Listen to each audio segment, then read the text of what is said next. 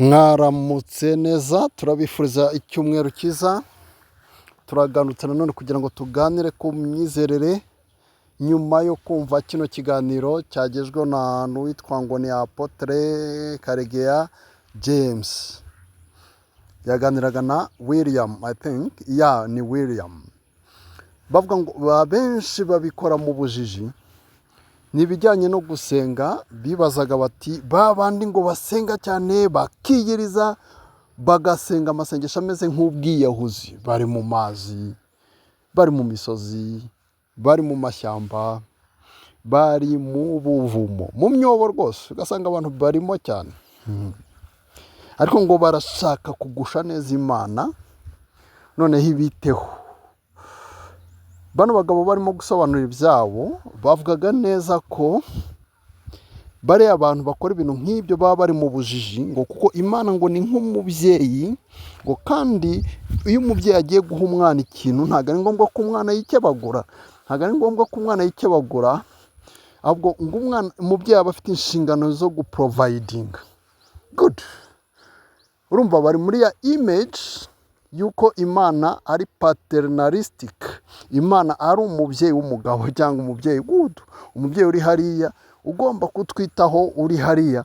Deja bakagendera no kuri bimwe mu byanditswe na Paulo bivuga yuko imigisha yose, ibintu byose twabihawe muri Yesu Kristo.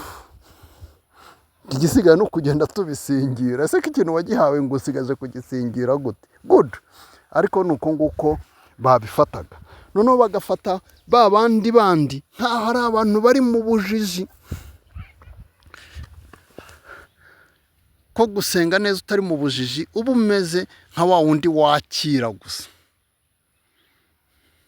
Ariko ibyo kwigora cyane nta kintu bitanga, ngo ni ubujiji. Bagatanga urugero rwa Eliya wa wundi wategetse gusa ati uyu munsi bisobanuke ko ndi umukozi w'Uwiteka, bigatuma umuriro uza ugacana igicaniro cyari kiriho ibitambo kandi cyari cyasutsweho n'amazi.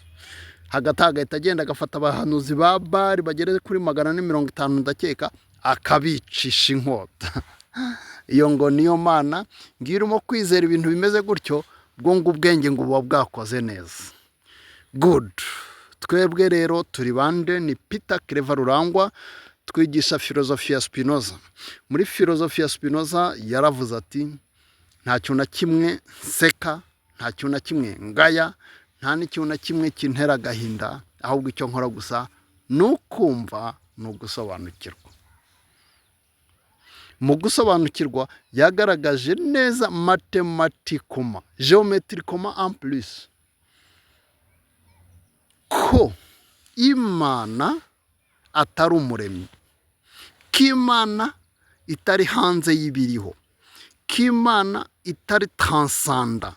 Transanda ni ukuvuga nk'uko ubona umuntu umufana bari hanze, ikipe zirimo gukina ari ku ruhande. Ntabwo ari byo. Yerekanye yuko le créateur et la créature sont une et une même chose. Nk'uko ubona muri physique moderne, post moderne niba twayivuga gutyo, cyane cyane physique quantique, yerekana ko la réalité observée et l'observateur, ibyo tureba n'ubireba, ureba ibintu ukureba kwe influence reality, ukureba kwe influence reality. Kugira ubyumve neza mu buryo bworoshye, ibyo ni muri physique quantique. Ariko no muri physique isanzwe yo ku ruhande, ubona yuko umuntu icyo twita nk'icyo wita ibara ry'icyatsi, ntabwo ari ngombwa ko undi muntu ari cyo we yita ibara ry'icyatsi. Good. We uzajya ukibona uvuge ngo kiriya kintu ni icyatsi, nawe avuge ngo ni icyatsi. Ariko ibara ubwaryo ni affectation, ni ukuntu umubiri wawe, amaso yawe afilitira, yenterpreta reality. Good. Yenterpreta urumuri cyangwa reflection y'urumuri. Ibyo ngibyo biri kure. Ibyo twatuzanye bya physique quantique ni ukuntu l'observateur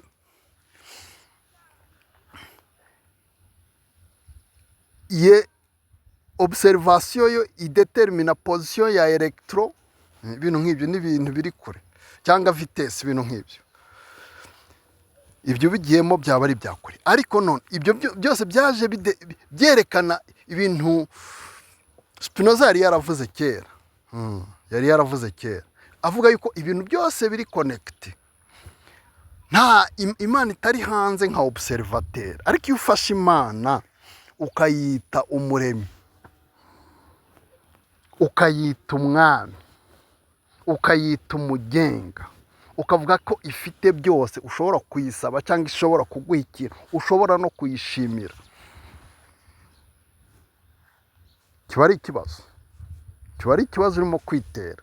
Niyo mpamvu umwe w'umushakashatsi ukomeye cyane witwa Mugabo John, muramuzi, ajya atanga ibiganiro, ni impuguke rwose muri filozofiya no mu muco.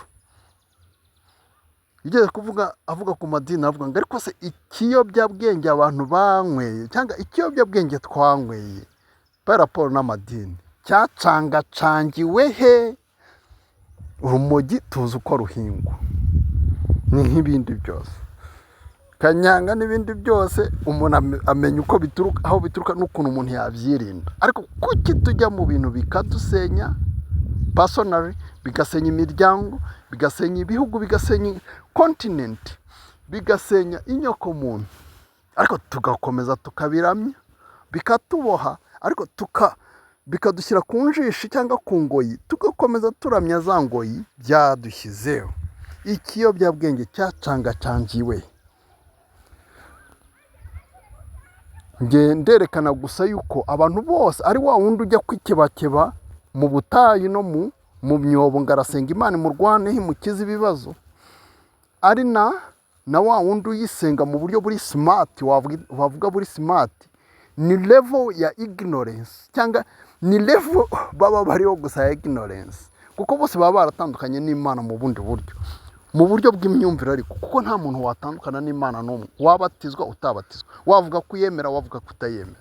Imana niyo substance yacu, duhuje kamere, niyo kamere yonyine ibaho, nta muntu utandukana nayo mu buryo bufatika. Ariko uko wigira gutyo wishyira muri position gusa yo kutimenya no kutayimenya, kuko niyo wowe, niyo buri kintu cyose kiriho.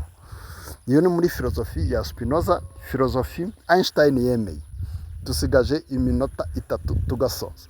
Muri iminota 3 tujye muri Bibiliya mu gitabo cyo Kuva.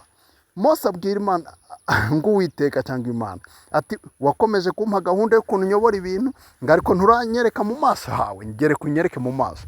Imana iramubwira ati, mu maso ndahafite, ariko umuntu umbonye arapfa, sishaka kupfa. Urajya hariya ku rutare, nze kugufata ku maso ninyuraho kugira ngo utambona ugapfa, ahubwo ningera hirya ndakwereka mu mugongo wanjye. Kandi abantu barangiza ngo bafite Imana ni umwuka. Niba ibyo bintu bikoranira mu mitwe y'abantu, Imana igira umugongo, Imana igira mu maso, warangiza ngo ni umwuka. Umwuka ugira imbere n'inyuma, umwuka ugira mu maso. Ibyo bintu biragenda bigakoranira mu bantu, bikaba agatogo. Mu yandi magambo, twasenze Imana itariho.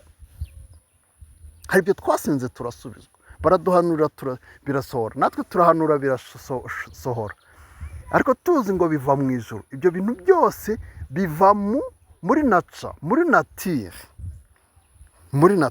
Imana ntago iri hanze ya nature. Musangize abandi bino biganiro kuko ni byiza cyane. Murakoze.